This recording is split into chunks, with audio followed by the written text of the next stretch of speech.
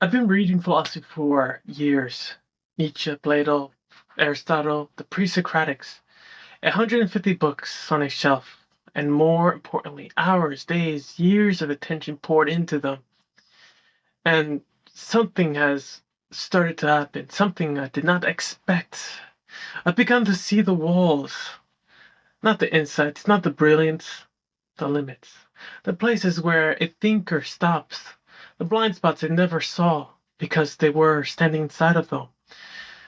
Aristotle gave us logic, ruthless, rigorous, world shaping logic.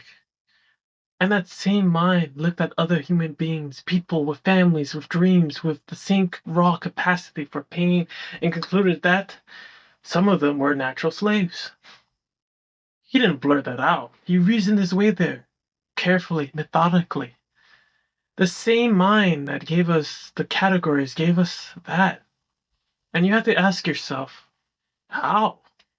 How does a mind that brilliant arrive at something that monstrous?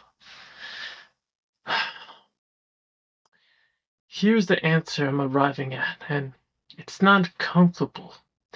Every philosophy is an autobiography. Nietzsche says this: every great philosophy, he writes, is a confession of its author, an involuntary memoir. The thinker believes he's discovering truth, but what he's actually doing is expressing his constitution, his drives, his class, his body, his wounds, his moment in history translated into the language of concepts. The philosopher doesn't find reality, he finds himself, and then mistakes that for reality. Now, this is where it becomes unsettling. If this is true of Aristotle, if this is true of Nietzsche, if this is true of every mind I've ever admired, then is it true of me? Am I exempt? I don't get to be the one who finally sees clearly. Right now, as I speak, I am building my own cage, bar by bar, thought by thought. And I will not see it as a cage. I will see it as insight, as progress, as truth. Let me give you an image. Imagine a fly, ordinary housefly. It lives for about 30 days. It sees the world through compound eyes, processes reality with a nervous system we barely comprehend.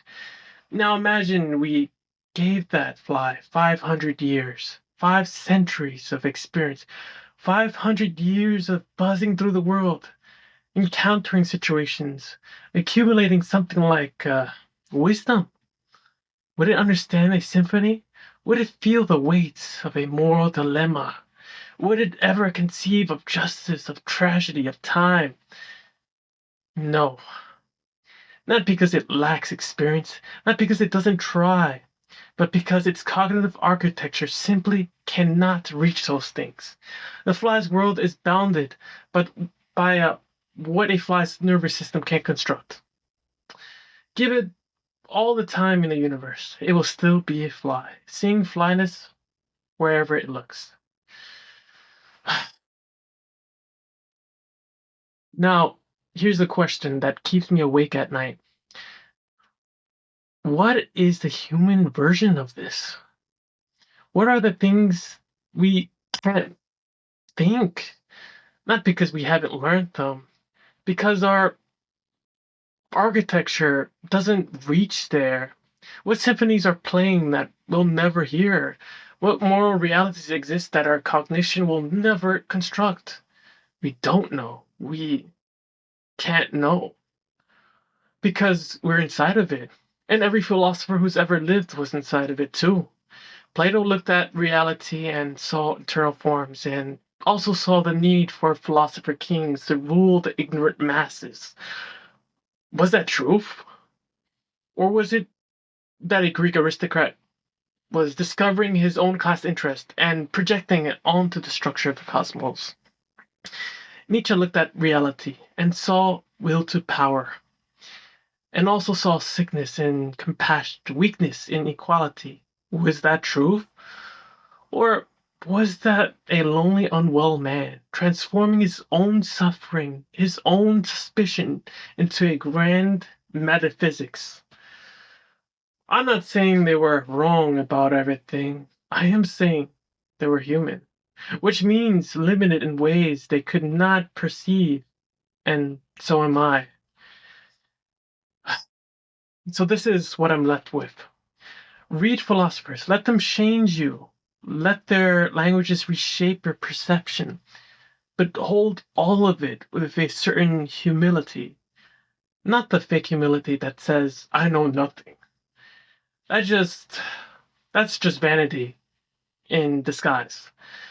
The real humility says, I know that I am also a fly, a more complicated fly, perhaps a fly with books and concepts and ambitions, but still bounded, still seeing my own reflection and calling it the world. The goal cannot be to escape the cage. There is no outside.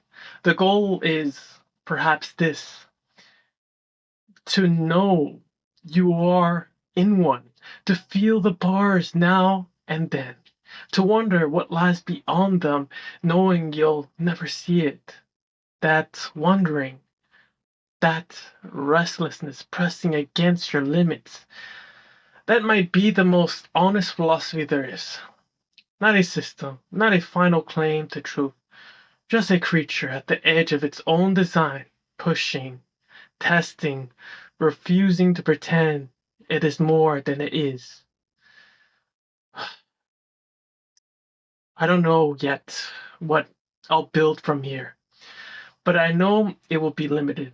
I know it will be autobiography dressed up as insight. I know that 50 years from now, someone might read my words, hear what I have to say, and see the walls I couldn't see. And that's fine, honestly. That's completely fine. That is the human situation. The only real failure, the only real failure is believing that you're exempt.